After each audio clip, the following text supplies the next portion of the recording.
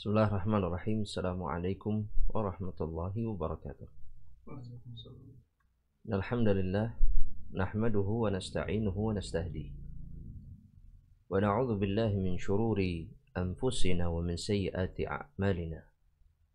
Man yahdihillahu fala mudilla lahu wa man yudlilhu fala hadiya lahu. Asyhadu an la ilaha illallah wahdahu la syarika lahu.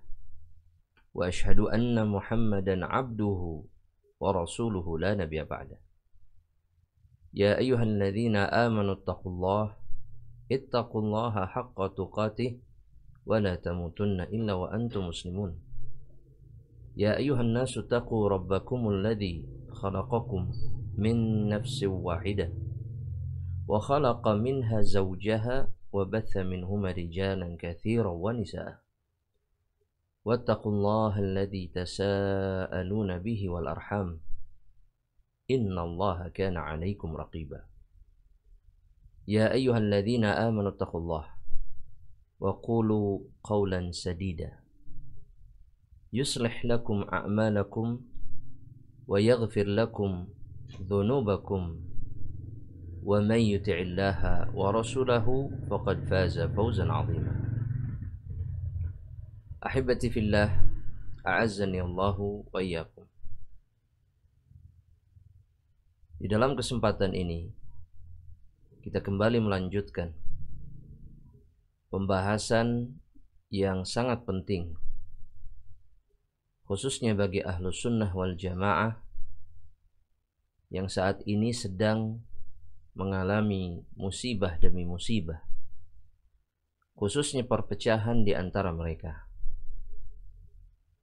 Tentunya sebagaimana yang disebutkan oleh Syekh Shalih Fauzan, beliau mengatakan bahwasanya perbedaan, perpecahan atau perselisihan adalah perkara yang sifatnya tabi'iyah. Karena memang Allah Subhanahu wa ta'ala, begitu juga dengan Rasulullah SAW telah menyampaikan kepada kita bahwasanya khususnya umat Islam, Ahlus Sunnah wal Jamaah, mereka akan mengalami perpecahan, akan mengalami perselisihan, sesuatu yang tidak bisa dihindari.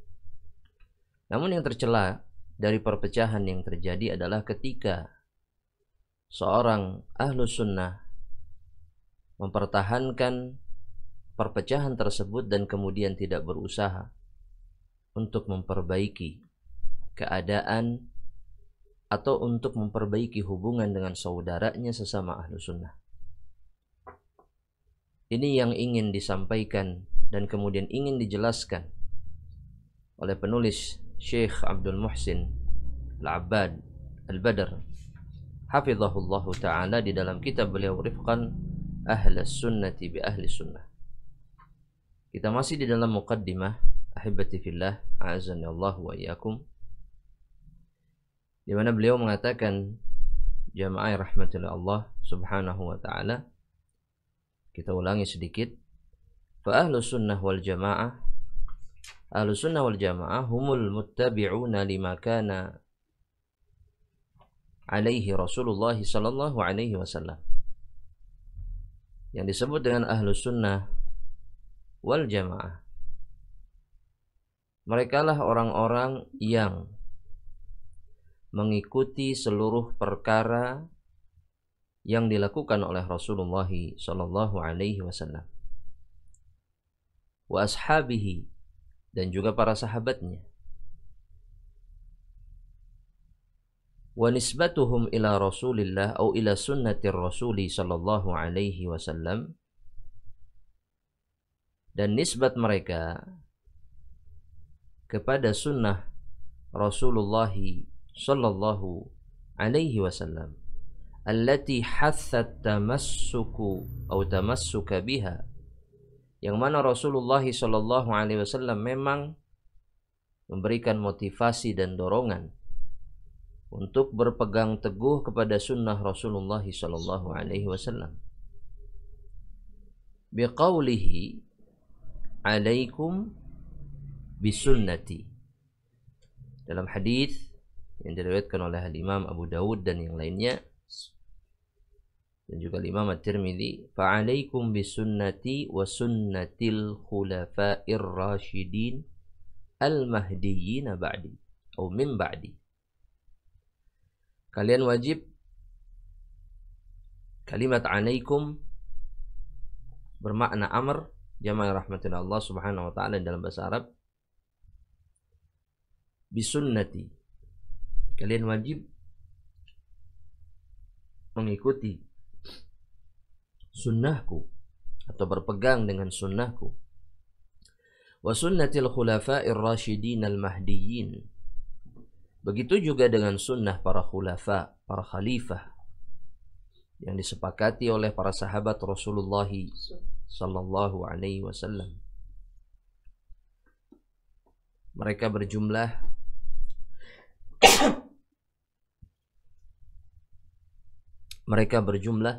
4 orang, jamaah rahmatillah Allah,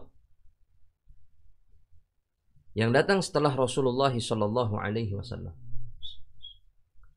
Dan memang perkara ini pun dikabarkan oleh Rasulullah sallallahu alaihi wasallam dalam hadis yang sahih, bahwasanya setelah hilangnya kepemimpinan ala minhaji Rasulullah sallallahu alaihi wasallam, setelah hilangnya kepemimpinan Rasulullah sallallahu alaihi wasallam, maka akan datang khulafa ala minhajin nubuwah, para khalifah yang memimpin, jamaah rahmatillah Allah, di atas manhaj kenabian. Dan ini maksud dan sejarah mengabarkan kepada kita bahwasanya mereka lah 4 sahabat Rasulullah yang terbaik sallallahu alaihi wasallam, yang dipastikan atau ditetapkan oleh Rasul dan juga oleh para sahabat yang lainnya. Perintah Rasulullah, jamaah rahmatillah Allah subhanahu wa ta'ala, yani perintah Rasulullah sallallahu alaihi wasallam, addu tamassaku biha wa addu 'alaiha bin nawajid. Berpegang teguhlah, pegang, jangan tinggalkan. Seseorang disebut melakukan tamassuk ketika dia melakukan dawam al-imsak atau al-mask, ketika dia melakukan memegang sesuatu secara terus-menerus. Addu 'alaihi bin nawajid. Rasulullah SAW kemudian mengatakan, gigitlah dengan gigi geraham, yang mana gigitan dari gigi ini, jamaah rahmatillah Allah subhanahu wa ta'ala, adalah gigitan yang sangat kuat, yang sulit dilepaskan. Permisalan yang disampaikan kepada kita agar kita kemudian tidak bermudah-mudahan untuk meninggalkan sunnah Rasulullah sallallahu alaihi wasallam. Seseorang yang mudah meninggalkan sunnah atau kemudian terkadang memegang sunnah, mengerjakan sunnah, dan di sebagian kesempatan dia meninggalkannya, maka dia tidak termasuk ke dalam bagian ahlu sunnah wal jamaah, karena bukan ini sifat mereka seperti yang dikabarkan oleh Rasulullah. Kemudian Syekh mengatakan wahadzara min mukhalafatiha, dan Nabi Muhammad sallallahu alaihi wasallam itu memperingatkan kita semua hamba Allah dari mukhalafah sunnah Rasulullah sallallahu alaihi wasallam. Dalam hadis sahih yang lainnya, Rasulullah sallallahu alaihi wasallam mengatakan, iyyakum wa muhdatsatil umur. Hati-hati kalian dengan perkara yang muhdats. Hati-hati kalian dengan perkara yang muhdats, yakni perkara yang baru, hadis, perkara yang diada-adakan, yang sebelumnya belum ada. Fa inna kulla muhdatsatin, karena sesungguhnya setiap perkara yang muhdats, perkara yang baru di dalam urusan agama, maka perkara tersebut oleh Nabi Muhammad sallallahu alaihi wasallam disebut dengan perkara bid'ah.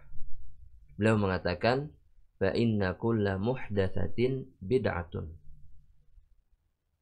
Masuk ke dalam perkara ini, yakni di dalam perkara bid'ah yang disebutkan atau dimaksud oleh Rasulullah SAW, sebagaimana dijelaskan oleh para ulama, setiap bentuk bid'ah di dalam urusan agama, yang secara umum terbagi menjadi dua. Yang pertama adalah bid'ah hakikiyah, bid'ah yang betul-betul baru di dalam agama, yakni yang sebelumnya sama sekali belum pernah ada tuntunan dan perkara tersebut belum pernah ada sebelumnya. Yang kedua adalah bid'ah idhafiyah. Ketika seseorang menambah-nambahi perkara baru ke dalam ibadah yang telah dituntunkan oleh Rasulullah SAW atau disyariatkan di dalam agama ini. Hibati billah, azanillahu wa yakum, maka semua perkara tersebut masuk ke dalam keumuman sabda Rasulullah SAW, bid'ah. Kulla muhdatsatin bid'ah. Dan kemudian baginda Rasulullah SAW mengatakan, wa kulla bid'atin dalalah. Dan setiap kebid'ahan yang dilakukan oleh seorang hamba Allah Subhanahu wa ta'ala fid din, di dalam urusan agama, adalah perkara yang sesat, merupakan bentuk kesesatan yang dilakukan oleh seseorang ketika dia mengada-ngada di dalam urusan agama. Dalam hadis atau riwayat yang lain ditambahkan dengan lafaz yang lain. Rasulullah SAW mengatakan, fa inna kulla dalalatin wa kullu dalalatin finnar. Dan setiap perkara yang sesat, maka dia berhak untuk menerima siksa Allah Subhanahu wa ta'ala di dalam neraka. Rasulullah lah yang mengatakan kalimat-kalimat ini, sehingga kita tidak memiliki hak untuk membantah apa yang diucapkan dan diungkapkan oleh beliau sallallahu alaihi wasallam. Ini pun kemudian yang membuat bahwasanya bid'ah di dalam Islam tidak ada yang disebut dengan bid'atun hasanatun, karena memang istilah ini tidak muncul dari lisan Rasulullah SAW. Begitu juga dari lisan para sahabatnya, tapi dari lisan sebagian ulama umat ini, ijtihadan, kata para ulama, karena mereka berijtihad. Dan kemudian karena kita tidak faham sisi pendalilan dan kemudian penamaan yang mereka gunakan. Yang dimaksud oleh mereka bukan berarti bid'ah hasanah bolehnya kita membuat syariat baru di dalam Islam, tidak.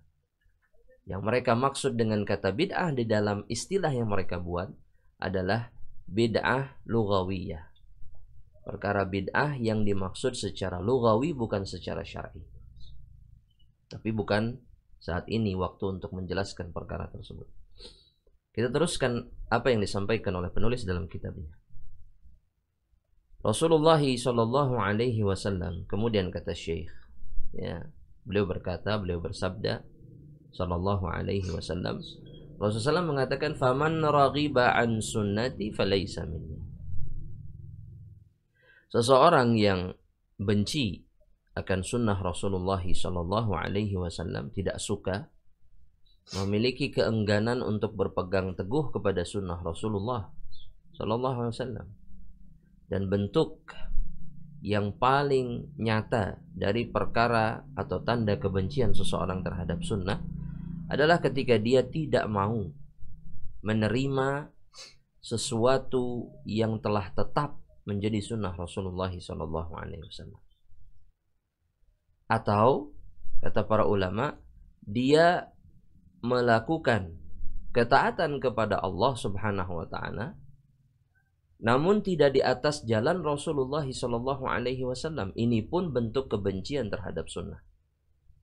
Dan orang banyak yang berpikir bahwasanya membenci sunnah adalah ketika dia tidak mau mengerjakannya saja. Tidak. Orang yang membenci sunnah dan termasuk yang membenci sunnah adalah orang yang melakukan ketaatan namun tidak di atas jalan Rasulullah sallallahu alaihi wasallam. Karena hadis ini muncul, hadis ini diriwayatkan Imam Bukhari dan Muslim. Asbabul wurud dari hadis ini, jamaah rahmatillah Allah, adalah 3 orang pemuda yang bersumpah atas nama Allah. Mereka akan melakukan beberapa perbuatan sebagai bentuk ta'abbud mereka kepada Allah Subhanahu wa taala. Di antara mereka tidak mau menikah dan memfokuskan dirinya untuk beribadah kepada Allah. Di antara mereka akan senantiasa berpuasa terus-menerus, ketaatan kepada Allah. Dan yang terakhir, berjanji bersumpah untuk sholat terus-menerus atau sholat malam ibadah terus-menerus. Yang kesemua hal tersebut adalah bentuk secara zahir, bentuk ketaatan kepada Allah, namun tidak dilakukan di atas manhaj atau jalan beribadahnya Rasulullah sallallahu alaihi wasallam. Oleh karenanya Rasulullah SAW mengatakan, antumul ladzina qultum kadza wa kadza. Kalianlah yang mengatakan ini dan ini. Maksudnya perkataan yang mereka ucapkan, sumpah-sumpah yang mereka katakan. Ya, maka Rasulullah SAW mengatakan, fa amma wallahi fa inni la akhsyakum wa atqakum lillah. Sesungguhnya aku yang paling takut dan paling bertakwa kepada Allah Subhanahu wa taala. Akulah manusia yang berada di puncak ketaatan dan rasa takut kepada Allah.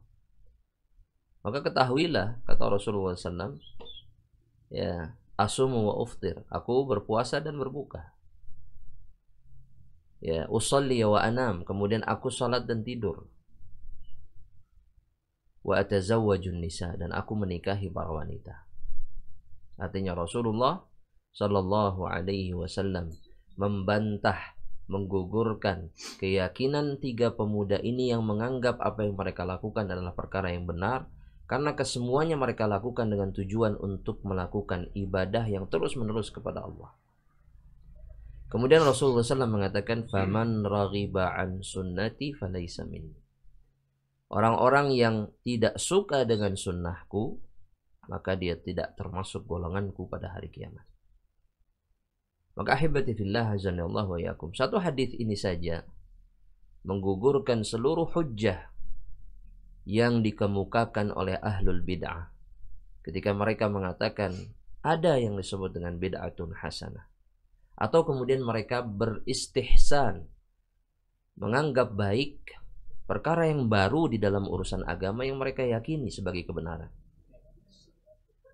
Mereka lupa bahwasanya bukan semata-mata ketaatan yang dicintai dan disukai oleh Allah dan Rasul-Nya, tapi ketika mereka melakukannya dengan cara yang hak, cara yang diinginkan oleh Allah, dan cara yang dilakukan dan diajarkan oleh Rasulullah sallallahu alaihi wasallam. Dan Syekh kemudian setelah mengutip hadis ini beliau mengatakan, wa hadza bi khilafi ghairihim min ahli al-ahwa'i wal bid'ah. Ini menyelisihi, jadi perkara-perkara yang disabdakan oleh Rasulullah sallallahu alaihi wasallam sebelumnya di dalam hadis-hadis yang sahih, itu menyelisihi keadaan ya selain ahlus sunnah wal jamaah, min ahlil ahwa'i wal bid'ah, dari kalangan ahlul ahwa, dari kalangan para pengikut hawa nafsu, pengikut syahwat, sebagaimana yang Allah Subhanahu wa taala sampaikan di dalam surat Al-Qasas ayat yang ke-50. Ya, bahwasanya ketika seseorang, yakni yang dimaksud oleh Allah di dalam ayat tersebut adalah orang-orang kafir Quraisy, menentang apa yang dibawa oleh Rasulullah SAW, innamattaba'u ahwa'ahum, kata Allah, sesungguhnya mereka mengikuti hawa nafsu mereka. Ahlul ahwa, yang cirinya, yang tandanya, yang sifatnya adalah mukhalafatun Nabi sallallahu alaihi wasallam. Mereka menyelisihi Nabi, yakni tidak mau mentaati apa yang dibawa dan tidak mau mengamalkan apa yang diajarkan. Ini sifat ahlul ahwa. Wal bid'ah, kemudian al bid'ah, ahlul bid'ah, yakni orang-orang yang kemudian suka mengada-ngada di dalam urusan agama. Jamaah rahmatillah Allah subhanahu wa ta'ala, kata Syekh, alladzina salaku masalika lam yakun 'alaiha ar-rasul sallallahu alaihi wasallam. Merekalah manusia-manusia yang meniti jalan yang tidak pernah dilalui oleh Rasulullah sallallahu alaihi wasallam. Itulah ahlul ahwa dan ahlul bidah. Tanda atau ciri yang mudah kita lihat secara zahir bahwa seseorang ahlus sunnah atau bukan, bahwa mereka adalah ahlul ahwa dan bidah, ketika mereka tidak melalui jalan yang sama seperti yang dilalui oleh Rasulullah sallallahu alaihi wasallam. Wa ashabahu, dan juga tidak melalui jalan, ya, wa ashabuhu, dan juga tidak melalui jalan yang dilewati oleh para sahabat Rasulullah sallallahu alaihi wasallam. Fa ahlus sunnah, kata Syekh, maka ahlus sunnah zaharat aqidatuhum bidhuhuri bi'tsatihi sallallahu alaihi wasallam. Ahlus sunnah, akidah mereka muncul semenjak munculnya atau diutusnya Rasulullah sallallahu alaihi wasallam. Yani maksudnya adalah semenjak Rasulullah sallallahu alaihi wasallam diutus oleh Allah Subhanahu wa taala dengan apa yang diwahyukan oleh Allah kepada dirinya, maka seluruh perkara tersebut yang menjadi pegangan Ahlus Sunnah wal Jamaah semenjak Rasulullah sallallahu alaihi wasallam itu diutus, diangkat menjadi nabi dan rasul. Bukan hanya saja ketika beliau hijrah ke kota Madinah, tapi dari semenjak beliau diangkat menjadi nabi dan rasul. Wa ahlul ahwa, adapun para pengikut hawa nafsu, wulidat aqaiduhum ba'da zamanihi sallallahu alaihi wasallam. Adapun para pengikut hawa nafsu, akidah mereka itu lahir, muncul setelah zaman Rasulullah sallallahu alaihi wasallam berlalu. Setelah Nabi Muhammad sallallahu alaihi wasallam tidak ada. Setelah para sahabat Rasulullah sallallahu alaihi wasallam, kesemua dari mereka meninggalkan umat al-Islam. Kemudian Syekh memberikan sedikit tahdid, yakni pembatasan zaman dan waktu. Beliau mengatakan minha, akidah para pengikut hawa nafsu itu minha maka fi akhiri ahdi sahabah. Ada yang muncul di zaman terakhir, di zaman para sahabat. Artinya ketika mayoritas sahabat sudah tidak ada. Wa minha ma kana ba'da dzalik. Dan di antara mereka ada yang muncul setelah para sahabat tidak ada. Kesemua mereka. Jika kita mau memberikan contoh, misalkan yang muncul di zaman para sahabat, yakni di zaman terakhir, adalah orang-orang Khawarij misalkan, atau yang semisal dengan mereka, atau orang-orang Qadariyah yang menafikan keimanan kepada takdir sebagaimana yang diimani oleh Rasulullah SAW. Sebagaimana disampaikan sendiri oleh Rasulullah SAW di dalam hadis yang sahih riwayat Imam At-Tirmidzi kepada Ibnu Abbas. Fa'lam anna ma asabaka lam yakun liyukhti'ak, kata Rasulullah SAW. Wa ma akhta'aka lam yakun liyusibak. Segala sesuatu perkara yang telah ditetapkan oleh Allah itu tidak akan pernah meleset, menimpa dirimu pasti. Tidak ada jalan untuk menghindari perkara tersebut. Wa ma akhta'aka, segala sesuatu yang tidak ditakdirkan untuk menimpa dirimu, lam yakun liyusibak, maka perkara tersebut tidak akan pernah menimpa dirimu. Inilah keyakinan terhadap takdir yang benar sebagaimana yang diyakini oleh Rasulullah SAW. Namun kemudian orang-orang ahlul ahwa dari kalangan Qadariyah, mereka mengatakan innamal qadaru hadath, bahwasanya takdir itu adalah perkara yang baru.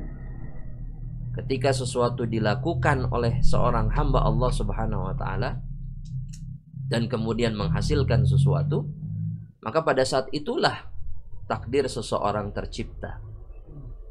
Yang senada dengan keyakinan seperti ini, jamaah rahmatillah Allah Subhanahu wa taala, adalah kalimat yang sering digaungkan oleh sebagian manusia. Bahwasanya kita menentukan takdir kita sendiri. Ini adalah kebid'ahan yang muncul di zaman-zaman terakhir dari kalangan para sahabat Rasulullah SAW.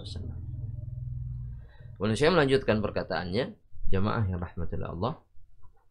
Wa Rasul, dan Rasulullah SAW akhbara anna man 'asha min ashabihi, beliau memang mengabarkan bahwasanya barang siapa yang hidup dari kalangan para sahabatnya setelah Rasulullah sallallahu alaihi wasallam, setelah Rasulullah sallallahu alaihi wasallam tidak ada meninggalkan mereka, sayudriku, bahwasanya para sahabatnya, sahabat Rasulullah sallallahu alaihi wasallam, sayudriku hadzat tafarruq wal ikhtilaf, mereka pasti akan menjumpai at-tafarruq, perpecahan, wal ikhtilaf, dan juga perselisihan.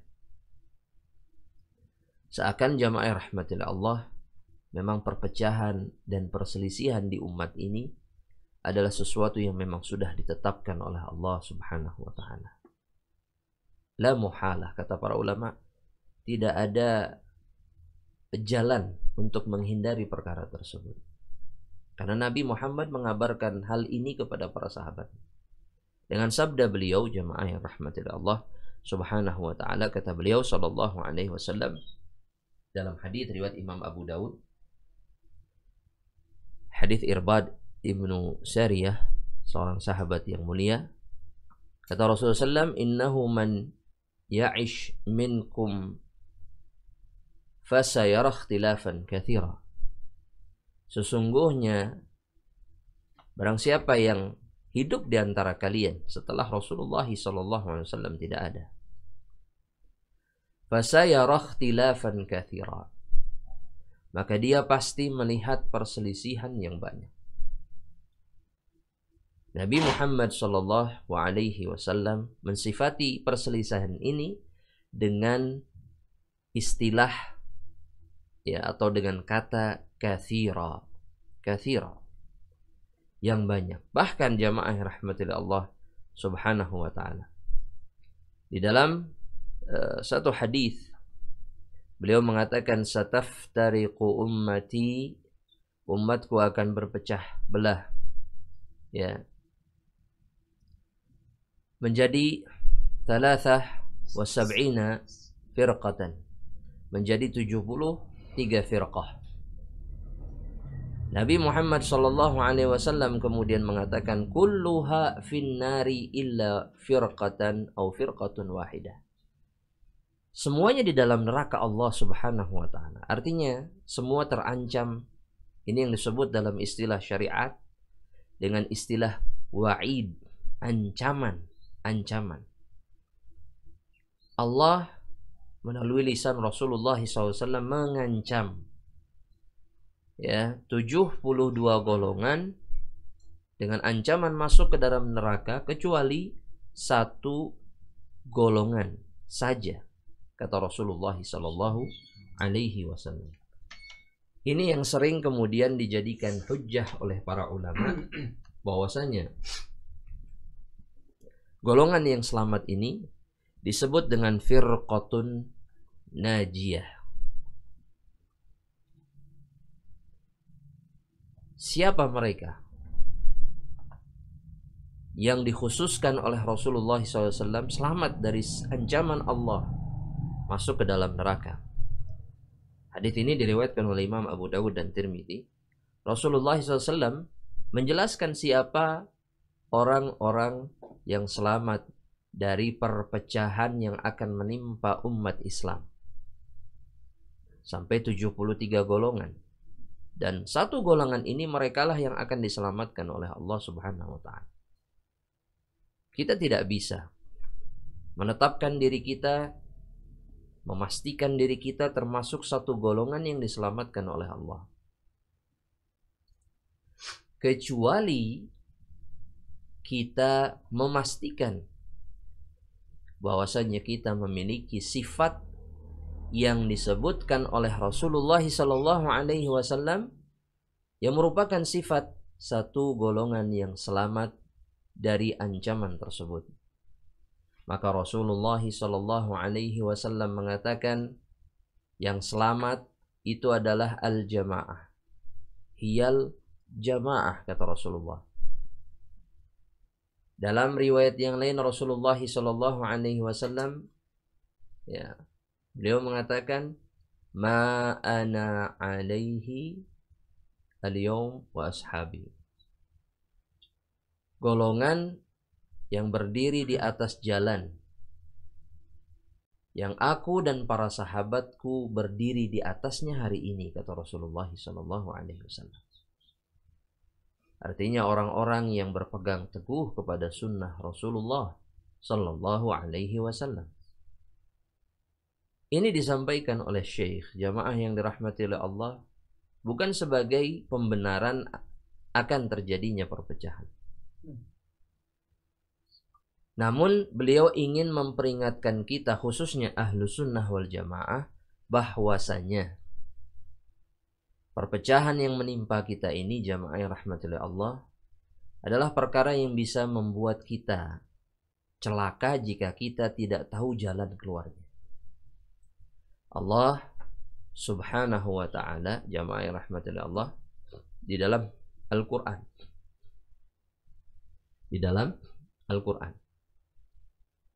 berfirman, yauma tabyaddu wujuh wa taswaddu wujuh, kata Allah subhanahu wa ta'ala di dalam surat Al-Imran, ya, Allah subhanahu wa ta'ala mengatakan hari di mana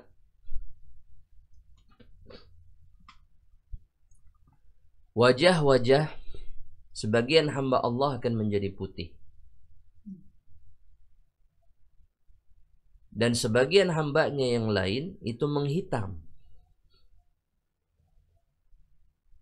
Sahabi Al-Jalil, seorang sahabat yang mulia, sebagaimana yang dinukilkan oleh Al-Imam Ibnu Katsir rahimahullahu ta'ala, yakni Ibnu Abbas radhiyallahu ta'ala anhuma, Ibnu Abbas mengatakan yauma al-qiyamah, pada hari kiamat, tabyaddu wujuhu ahli sunnah, wajah ahlu sunnah wal jamaah akan menjadi putih dan bercahaya.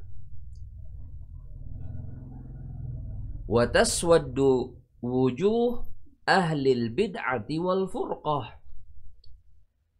Dan di saat yang bersamaan, para ahlul bid'ah, dan yang menjadi syahid pembahasan kita, ahlul furqah, ahlul bid'ah wal furqah. Dan ahlul bid'ah dan furqah, yakni perpecahan, orang yang suka memecah belah, memisahkan dirinya dari jalan Rasulullah SAW, memisahkan diri mereka dari orang-orang yang mengikuti sunnah Rasulullah. Ini disebut dengan ahlul furqah. Maka wajah mereka akan menghitam pada hari kiamat. Ini ancaman yang diberikan oleh Allah subhanahu wa ta'ala kepada mereka yang senantiasa berusaha berpecah belah dan berselisih dari sunnah Rasulullah SAW dan dari orang-orang yang mendakwahkan sunnah Rasulullah SAW. Maka ini adalah ancaman yang berat yang diberikan oleh Allah kepada mereka yang memelihara dan kemudian membesar-besarkan ikhtilaf di dalam barisan ahlu sunnah wal jamaah. Terlebih jika khilaf ini tidak berkaitan sama sekali dengan syariat Allah subhanahu wa ta'ala. Islam, agama kita yang mulia ini, mengharamkan perpecahan, dan seluruh dalil, seluruh nas yang ada di dalam Al-Quran, begitu juga di dalam sunnah Rasulullah sallallahu alaihi wasallam, dan menjadi syariat para nabi sebelum Rasulullah, adalah kita diperintahkan untuk senantiasa bersatu dan tidak berpecah belah. Allah Subhanahu wa taala berfirman di dalam surat Asy-Syura ayat yang ke-13. Allah taala mengatakan, "Syara'a lakum minad dini ma wassa bihi Nuhan walladzina auhayna ilaika wa ma wassayna bihi Ibrahima wa Musa wa Isa an aqimud dina wa la tatafarraqu fihi." Ahibati fillah, azanillahu wa iyyakum, kata Allah, Allah telah mensyariatkan bagi kamu atau bagi kalian tentang agama apa yang telah diwasiatkan sebelumnya kepada Nuh alaihi salam. Dan juga Allah Subhanahu wa taala wasiatkan kepada Ibrahim, kepada Musa, kepada Isa. Semua dari para nabi tersebut, jamaah yang rahmati Allah, diberikan perintah oleh Allah Subhanahu wa taala an aqimud dina wa la tatafarraqu fihi. Agar mereka senantiasa menegakkan agama Allah, menjalankan apa yang ditetapkan atas diri mereka. Wa la tatafarraqu fihi. Dan jangan sekali-kali berpecah belah dari apa yang sudah ditetapkan oleh Allah Subhanahu wa taala. Oleh karenanya jamaah yang dirahmati oleh Allah Subhanahu wa taala, dalam ayat yang lain Allah lebih jelas lagi mengatakan dalam surat Al-Imran ayat yang ke-105, "Wa la takunu kalladzina tafarraqu." Jangan menjadi atau jangan menyerupai orang-orang yang bercerai-berai, yang berpecah belah. Wakhtalafu, dan kemudian mereka berselisih. Min ba'di ma ja'athumul bayinat, atau min ba'di ma ja'ahumul bayinat. Setelah datang kepada mereka bukti-bukti atau ayat-ayat atau dalil-dalil yang jelas yang dibawa oleh Rasulullah SAW. Dalam ayat ini yang dimaksud oleh Allah Subhanahu wa taala adalah janganlah kita mengikuti orang-orang Yahudi dan Nasrani yang mana mereka di dalam agama mereka berpecah belah dan berselisih. Ahibati fillah, azanillahu wa iyyakum. Syekh Abdul Muhsin kemudian melanjutkan perkataan beliau setelah menyebutkan hadis bahwasanya Rasulullah berkata kepada para sahabatnya, para sahabat akan menyaksikan setelah Rasulullah wafat dan tiada perpecahan yang banyak. Maka kata Syekh, "Tsumma arsyada," kemudian Nabi Muhammad sallallahu alaihi wasallam memberikan petunjuk, memberikan irsyad, bimbingan kepada para sahabat ila suluki siratil mustaqim. Untuk atau agar mereka melewati jalan yang lurus yang ditinggalkan oleh Rasulullah sallallahu alaihi wasallam. Syekh menjelaskan yang dimaksud dengan siratal mustaqim, kata beliau, huwa tiba'u sunnatihi. Yang dimaksud dengan siratal mustaqim adalah ittiba' sunnah Rasulullah sallallahu alaihi wasallam wa sunnati khulafaihi, dan ittiba' dan mengikuti sunnah para khalifah Rasulullah ar-Rasyidin yang diberikan petunjuk oleh Allah Subhanahu wa taala. Wa hadzara min muhdatsatil umur. Kemudian Rasul memperingatkan para sahabatnya dari perkara-perkara yang muhdats, dari perkara-perkara yang baru di dalam urusan agama. Wa akhbaru annahu dhalal, dan Nabi mengabarkan kepada mereka itu adalah kesesatan. Walaysa minal ma'kul, kata Syekh, bukan termasuk perkara yang masuk di akal seseorang yang memiliki akal yang sehat. Walal maqbul, begitu juga bukan perkara yang bisa diterima. An yuhjaba haqqun wa hudan anis sahabati, bahwasanya para sahabat itu terhalang dari perkara yang hak dan petunjuk yang ditinggalkan oleh Rasulullah sallallahu alaihi wasallam. Wa yuddakharu li unasin yaji'una ba'dahum, dan kemudian kebenaran dan petunjuk ini disimpan atau tersimpan atau kemudian dibawa oleh manusia-manusia yang datang setelah para sahabat. Ini tidak bisa diterima oleh akal seorang manusia yang sehat akalnya, dan tidak bisa diterima oleh seseorang yang memiliki keimanan di dalam hatinya bahwa para sahabat tidak tahu akan perkara yang hak yang datangnya dari Rasulullah, namun kemudian ada orang-orang yang datang setelah mereka kemudian membawa kebenaran tersebut. Ini tidak bisa diterima. Sehingga jamaah rahmatillah Allah, yang dimaksud oleh Syekh adalah kebenaran di dalam agama ini setelah Allah Subhanahu wa taala, setelah Rasulullah sallallahu alaihi wasallam, maka kebenaran yang diterima dan bagian dari kebenaran yang hak adalah yang dibawa oleh Rasulullah yang dibawa oleh para sahabat Rasulullah sallallahu alaihi wasallam. Maka dengan sendirinya seluruh perkara yang datang setelah lewatnya zaman Rasulullah dan para sahabat, maka perkara tersebut tidak bisa dihukumi sebagai perkara yang hak. Terkhusus ketika perkara tersebut menyelisihi apa yang dibawa oleh Rasul dan apa yang disampaikan oleh para sahabat Rasulullah sallallahu alaihi wasallam. Ahibati fillah, fa inna tilkal bid'ah al-muhdatsah. Syekh Abdul Muhsin mengatakan, sesungguhnya bid'ah-bid'ah yang diada-adakan itu kulluha syarrun, semuanya buruk. Wa in ra'ahan nas hasanah, meskipun manusia menganggapnya, melihatnya sebagai kebaikan. Sebagaimana disebutkan oleh seorang sahabat Rasulullah sallallahu alaihi wasallam, Abdullah bin Umar mengatakan, kullu bid'atin dhalalah wa in ra'ahan nas hasanah. Setiap bid'ah adalah kesesatan, meskipun manusia menganggapnya sebagai perkara yang baik. Walau kana fi syai'in minha khairun la sabaqa ilaihi sahabah.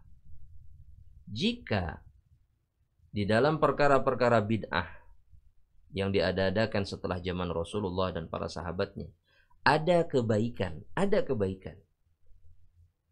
maka kata Syekh, la sabaqa ilaihi sahabah, maka yang pertama kali mendahului atau melakukannya dan mengejar kebaikan tersebut adalah para sahabat Rasulullah sallallahu alaihi wasallam. Semestinya para sahabat terlebih dahulu yang melakukannya, bukan mereka, yakni bukan ahlul bid'ah yang datang setelah habisnya masa para sahabat Rasulullah sallallahu alaihi wasallam. Ini logika yang sederhana jemaah rahmatullah. Namun tidak bisa diterima oleh hati yang terhalang dari hidayah Allah Subhanahu wa taala.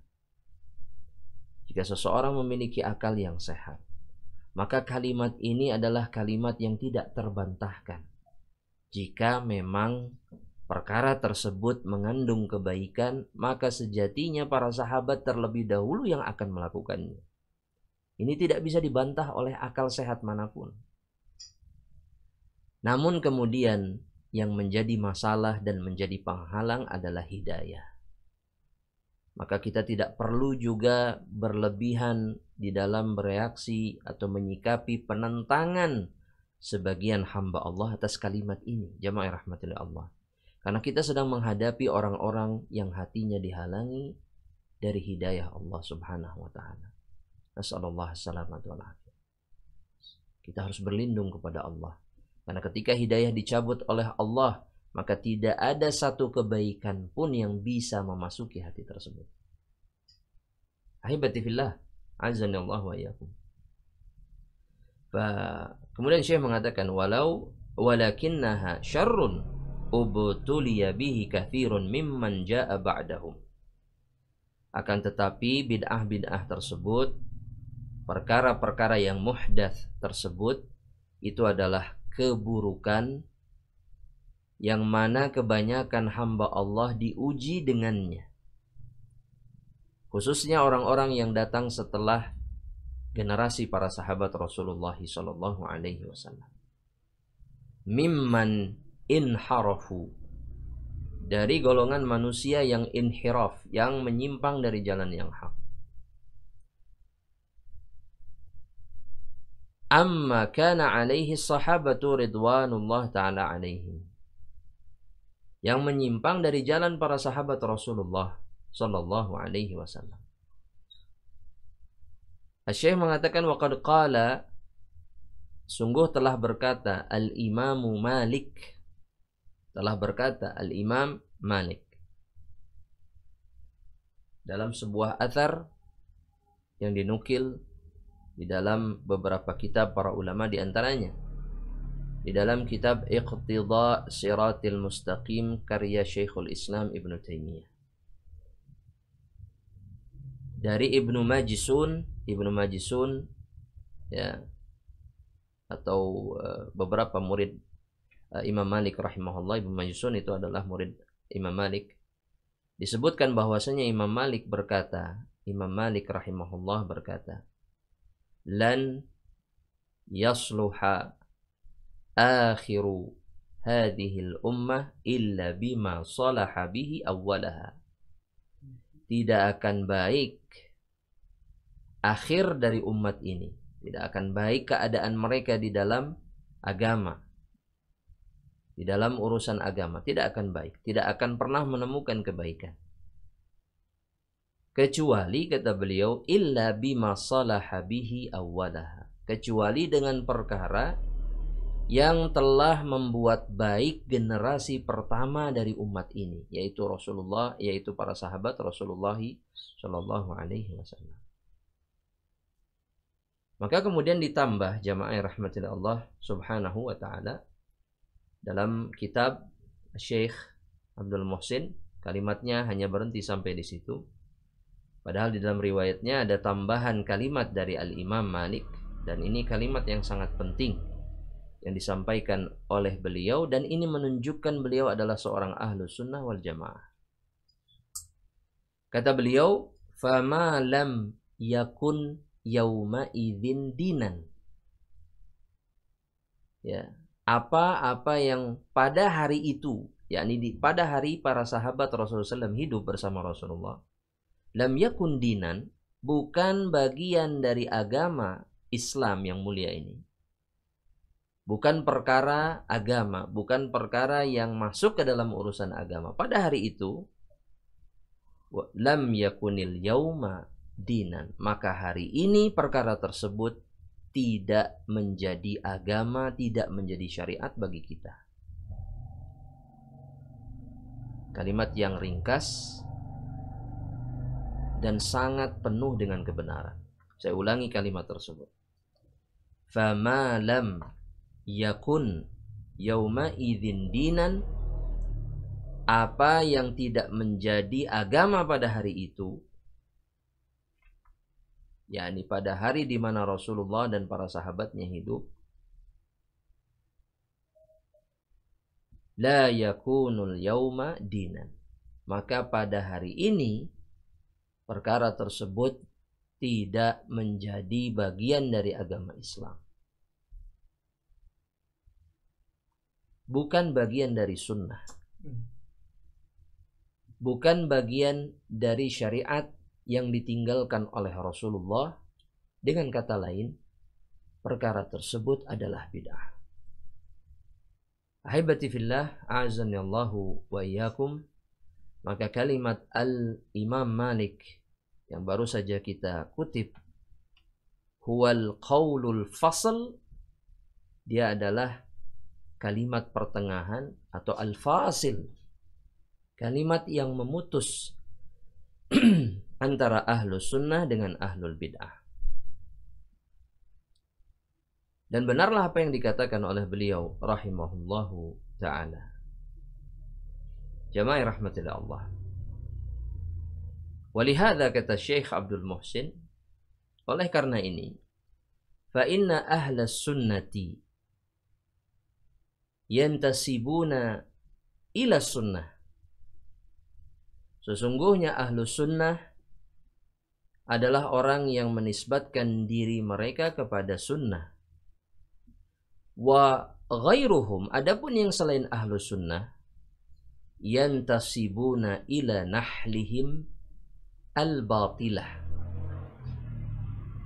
Adapun selain ahlus sunnah akan menisbatkan diri mereka kepada golongan atau aliran mereka yang batil, yakni yang keliru, yang tidak sesuai dengan apa yang dibawa oleh Rasulullah dan para sahabatnya.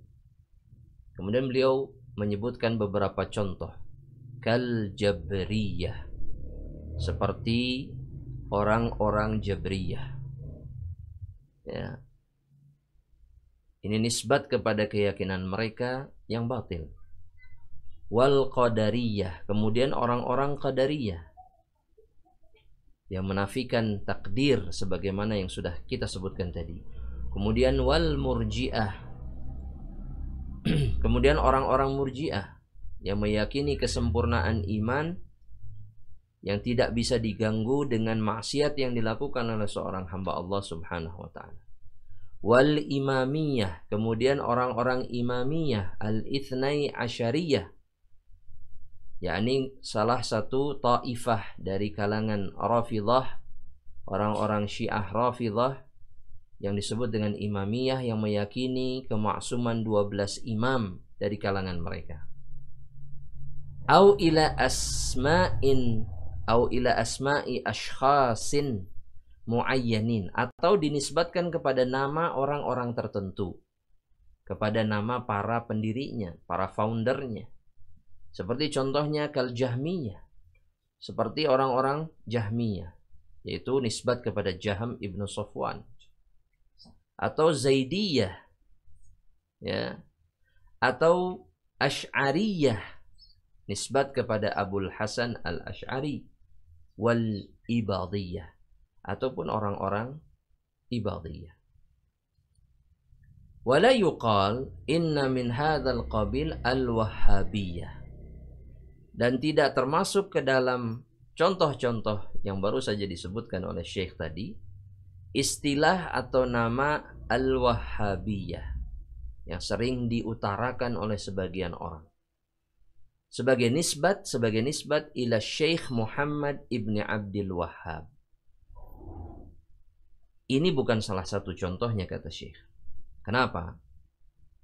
Kata Syekh, li'anna fa inna ahla sunnah fi zamani Syekh Muhammad rahimahullah, karena ahlu sunnah di zaman Syekh Muhammad ibn Abdul Wahhab, wa ba'dahu, dan setelah beliau tidak ada, la yantasibuna ila hadhihi nisbah, mereka tidak pernah menisbatkan istilah ini kepada diri mereka, baik itu Syekh Muhammad ataupun para pengikutnya atau para muridnya yang hidup di zaman beliau atau yang hidup setelah beliau rahimahullah meninggalkan kita semuanya. Dan karena kata Syekh, li'annahu rahimahullah lam ya'ti bi syai'in jadid, beliau tidak datang membawa sesuatu yang baru, fayuntasabu ilaih, yang membuat orang-orang kemudian menisbatkan dirinya kepada Syekh. Karena yang dibawa oleh Syekh Muhammad ibn Abdul Wahhab, kata beliau, bal huwa muttabi'un lima kana alaihi salaf salih, beliau adalah muttabi', orang yang ittiba kepada seluruh perkara yang dilakukan salafus salih. Wa mudhirun lis sunnah, dan kemudian beliau menampakkan sunnah Nabi Muhammad sallallahu alaihi wasallam. Wa nasyirun laha wa da'in ilaiha, beliau menyebarkan sunnah dan menyeru orang untuk berpegang teguh kepada sunnah Rasulullah sallallahu alaihi wasallam. Syekh mengatakan, wa innama yutlaq hadhihi nisbata al-haqid, innama yutliqu hadhihi nisbata al-haqiduna ala da'wati Syekh Muhammad ibn Abdul Wahhab rahimahullah. Yang menisbatkan istilah ini kepada beliau dan kepada para pengikutnya adalah al-haqidun, orang-orang yang hasad atau orang-orang yang membenci dakwah Syekh Muhammad ibnu Abdul Wahhab rahimahullah. Al-islahiyah, yang sifatnya memperbaiki keadaan manusia. Litashwish 'alan nas, tujuannya adalah agar membingungkan manusia. Satu, wa sarfuhum 'anil haqqi au an ittiba'il haqqi wal huda, dan agar manusia tidak mau mengikuti kebenaran dan tidak mau mengikuti petunjuk yang hak yang datangnya dari Allah dan Rasulullah sallallahu alaihi wasallam. Wa an yabku 'ala ma hum 'alaihi minal bid'ah, dan agar orang-orang tersebut tetap melakukan perkara-perkara bid'ah yang mereka lakukan sebelumnya. yakni sebelum dakwah Syekh Muhammad Ibn Abdul Wahab itu memiliki gaung atau didengar oleh kebanyakan orang. Al-muhdatsatul mukhalifah lima kana alaihi ahli sunnah wal jamaah, di mana bid'ah-bid'ah tersebut adalah perkara yang menyelisihi, ya, dan kemudian baru di dalam urusan agama, yang menyelisihi apa yang dilakukan oleh ahlus sunnah wal jamaah. Jamaah rahmatullah Allah, maka dari sisi itu saja seseorang bisa melihat siapakah ahlus sunnah wal jamaah. Dan ahlus sunnah wal jamaah tidak dilihat dari semata penamaan saja, sebagaimana disampaikan oleh Syekh sebelumnya dengan sabda Rasulullah Shallallahu Alaihi Wasallam, ahlus sunnah dinilai dan dihukumi dari perbuatan mereka yang senantiasa berkesesuaian dengan sunnah Rasulullah Shallallahu Alaihi Wasallam. Maka dengan dhabit ini, dengan patokan ini, gugurlah penamaan ahlus sunnah wal jamaah dari setiap orang yang justru perbuatannya menyelisihi sunnah dan menyelisihi manhaj ahlus sunnah wal jamaah. Jamaah rahmatillah Allah, ini insyaallah kalimat yang disampaikan oleh Syekh yang bisa kita sampaikan pada hari ini atau perjumpaan kali ini, yang insyaallah masih dilanjutkan dengan perkataan-perkataan dan nukilan-nukilan yang lain, baik itu nukilan ayat Allah ataupun hadis Rasulullah sallallahu alaihi wasallam, dan juga perkataan para ulama yang menunjukkan bagaimana manhaj beliau hafizahullah ta'ala yang hak, dan kemudian hakikat beliau sebagai seorang ahlus sunnah wal jamaah. Kita akhiri perjumpaan ini jamaah rahmatillah Allah dengan doa kepada Allah subhanahu wa ta'ala agar kita senantiasa diberikan petunjuk dan kebenaran oleh Allah, dan dengan doa yang dengannya Rasulullah menutup setiap majlisnya, itu doa kafaratul majlis. Subhanakallahumma wa bihamdika asyhadu an la ilaha illa anta astaghfiruka wa atubu ilaik. Assalamualaikum warahmatullahi wabarakatuh.